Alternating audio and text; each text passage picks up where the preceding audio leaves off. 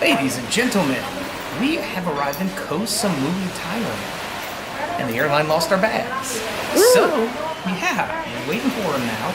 We're at the pier.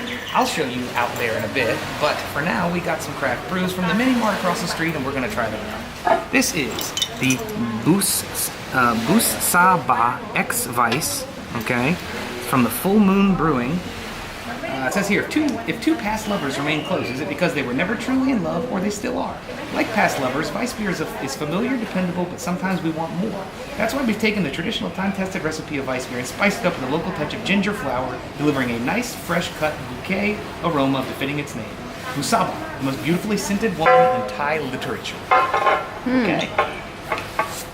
Now don't mess up that bottle cap now.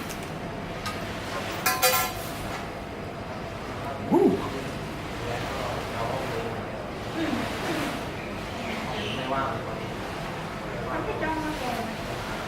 Ooh, that's good. Mmm. That's very nice.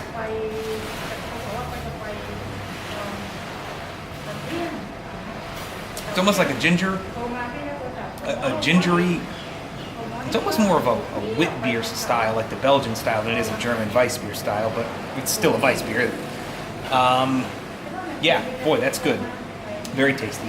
I'd give that probably like an 8, 8.5 something. It's very, very high up there. Very good for hot weather. I'd recommend it.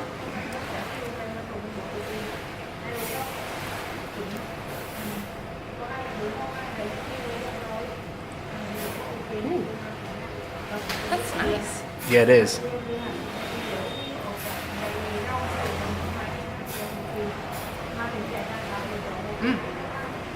Refreshing.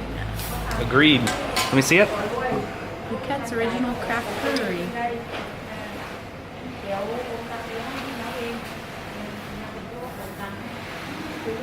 4.7% alcohol.